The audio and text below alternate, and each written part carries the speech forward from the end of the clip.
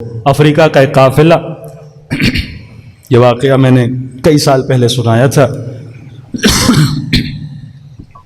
نیا نیا جب صدام واصل جہنم ہوا، کہتے ہیں کہ ہم عراق گئے، اس قافلے میں ایک ماں تھی، اس کا ایک بیٹا تھا۔ کہتی ہے کئی سالوں کے بعد، 10-12 سال کے بعد اللہ نے بیٹا دیا، اور جیسے عراق آزاد ہوا ہم نے کہا جا کے زیارت کریں۔ تب چوکیاں بہت زیادہ ہوتی تھیں، چیکنگ پوسٹ بہت زیادہ تھے، تو کہتی ہے ہر چوکی پہ کھڑا کیا جاتا تھا، پاسپورٹ چیک کیے جاتے تھے۔ اتنے میرا بچہ تھک گیا، گرمی بہت تھی، وہ گاڑی کی پچھلی سیٹ پہ سو گیا۔ پولیس والوں نے بھی کہا بچے کو اٹھانے کی ضرورت نہیں، آپ پاسپورٹ لے کے آئیے، ہم چیک کریں گے، پھر آپ آگے چلے جائیے۔ کہتے یہاں تک کہ ہم نجف پہنچے۔ نجف جیسے پہنچے، سارا سامان وامان گاڑیوں سے اتارا، ہوٹل کی طرف روانہ ہونا چاہتے تھے، بچہ سویا ہوا تھا۔ ماں کہتی میں نے بچے کو گود میں لیا تاکہ اس کی نیند خراب نہ ہو، ہاسپٹل لے گئی، بچے کو بیڈ پہ سلا دیا۔ کئی دیر گزر گئی، بچہ سویا رہا۔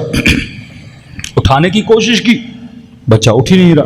ماں نے پانی لگایا، بچہ اٹھ ہی نہیں رہا۔ دوڑے دوڑے ہاسپٹل گئی، ڈاکٹر نے چیک کیا، کہا یہ تو ایکسپائر ہو چکا ہے،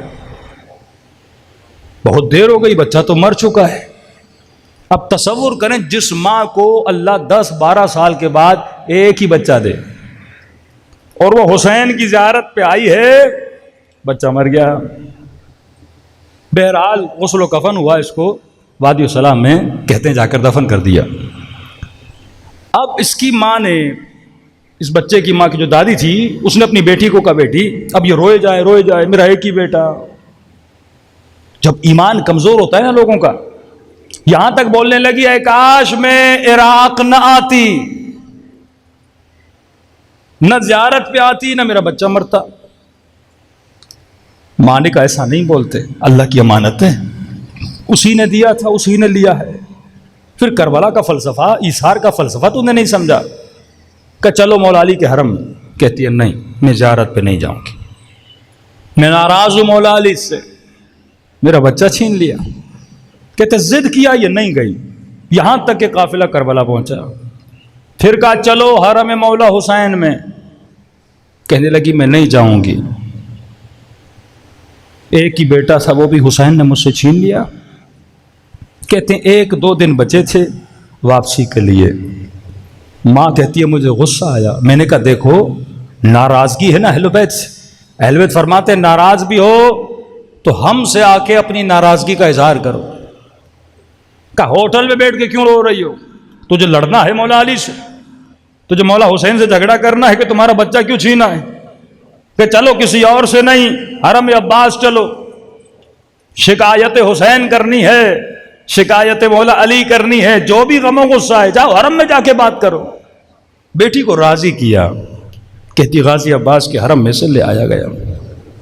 اب یہ ماں کہتی ہے کہ میں جیسے حرم حضرت عباس میں داخل ہو رہی تھی، دور سے نگاہ غازی عباس کی زری پہ پڑی اور کہنے لگی کہ غازی عباس میں اپنے بچے کے بغیر زندہ نہیں رہ سکتی، یا مجھے میرا بچہ دیجئے یا مجھے بھی اس دنیا سے اٹھا لیجئے۔ کہتی اتنے میں روتے روتے روتے زری کے قریب آئی اور وہیں پہ زمین پہ بیٹھ کے آہو بکا کر کے رونے لگی۔ کہتی اتنی دیر میں اس نے دیکھا کہ زری کی طرف سے اس کا بیٹا اس کے قریب آ رہا ہے۔ سمجھنے لگی شدت غم کی وجہ سے شاید میں خواب دیکھ رہی ہوں۔ اپنی ماں کو کہا اماں یہ بچہ جو آ رہا ہے آپ کو نظر آ رہا ہے؟ کہاں، یہ تو ہمارا بیٹا ہے۔ بچہ دوڑا دوڑا آیا اور ماں کے سینے سے لپٹ گیا۔ پریشان ہوئی بیٹا تو کہاں تھا؟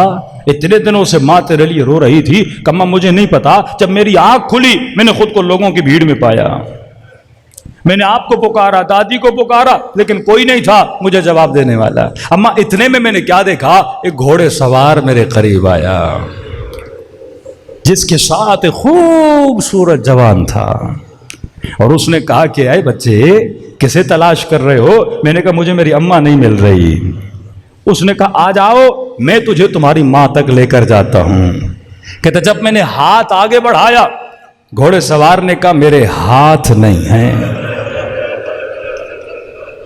اس جوان نے مجھے اٹھایا اور گھوڑے سوار کے پیچھے بٹھایا۔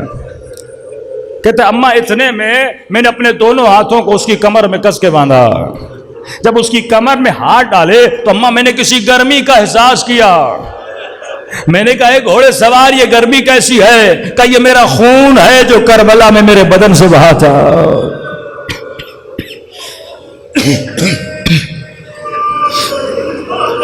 کہتا یہاں تک مجھے زری پہ چھوڑا کہ یہیں پہ انتظار کرو ابھی تیری ماں آنے والی ہے. لیکن جب اپنی ماں سے ملو اسے عباس کا ایک پیغام دینا. رو کے کہنے لگی جی میرے لال کون سا پیغام؟ کہ عباس نے کہا اے میرے شیو کتنی بھی بڑی مصیبت آ جائے ہم اہل بیت سے ناراض نہ ہوا کرو. ہم سے تمہاری ناراضگی برداشت نہیں ہوتی. میں قربان اپنے مولا پر. مولا میں نے اپنے عمل سے آپ کو کتنا ناراض کیا لیکن آپ کتنے کریم ہیں. یہ دن ہیں اپنے دلوں کو مربوط کرنے کے دن. وقت کی کمی ہے دلوں کو کربلا لے کر چلے اور سلام کرے اپنے مولا کو. السلام علی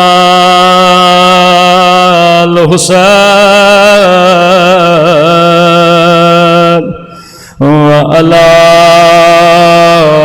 علی ابن الحسین وعلی اولاد الحسین وعلی اصحاب.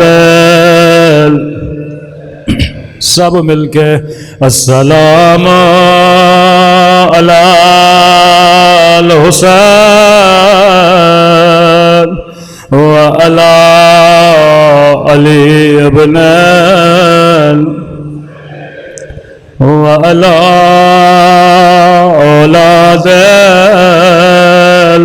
الحسین وعلی اصحاب. میرے اللہ تجھے واسطہ اس درد بھرے منظر کا جب حسین گھوڑے سے اتر گئے دو کٹے ہوئے باز اٹھائے بازووں کو چوم کے کہا عباس میری کمر ٹوٹ گئی. مختصر روایت پر بڑی درد بھری روایت. مولا عباس اپنے ذاکر کے خواب میں آئے. فرمایا ذاکر تو میری ہر مصیبت پڑھتا ہے پر اصل مصیبت نہیں پڑھتا. کہ مولا میں یہ پڑھتا ہوں کہ آپ کی آنکھ میں تیر لگا. کہ میری مصیبت اصل مصیبت نہیں. کہ مولا میں یہ پڑھتا ہوں آپ کے بازو کاٹ گئے. کہ میری مصیبت پر اصل مصیبت نہیں. کہ غازی عباس آپ خود بتائیے. فرمایا میرے عزاداروں کو بتا دے میری اصل مصیبت یہ ہے کربلا کا جو بھی شہید جب بھی گھوڑے سے گرا اس کے بازو سلامت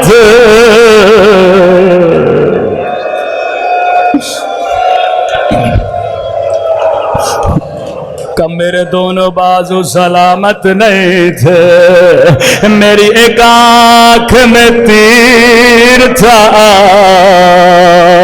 میں منہ کے بل زمین پہ گرا.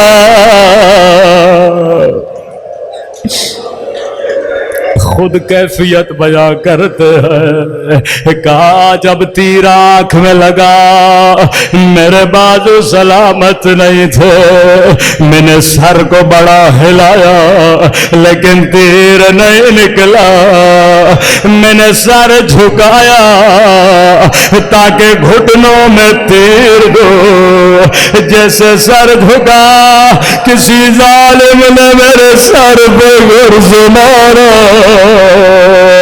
یہ میں عباس جانتا ہوں کیسے زمین پہ آیا۔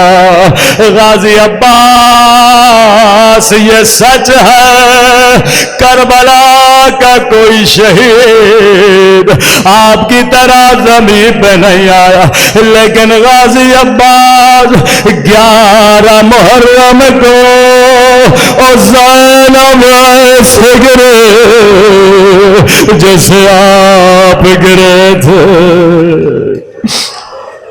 شاید کوئی بچہ کہے مولانا یا آپ نے کیسے پڑھ دیا، زینب کے تو بازو سلامت تھے، عباس کے بازو سلامت نہیں تھے، جواب میں نہیں دوں گا۔ زیارت ناہیہ میں امام زمانہ فرماتے ہیں میرا سلام ہو میری ان پھپھیوں پہ اور جن کے بازو ان کی گردن سے بندھے تھے، زینب ایسے گری جیسے عباس گرے تھے۔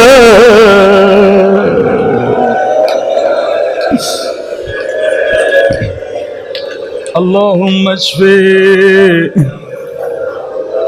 صدر الحسین بظہور الحجہ۔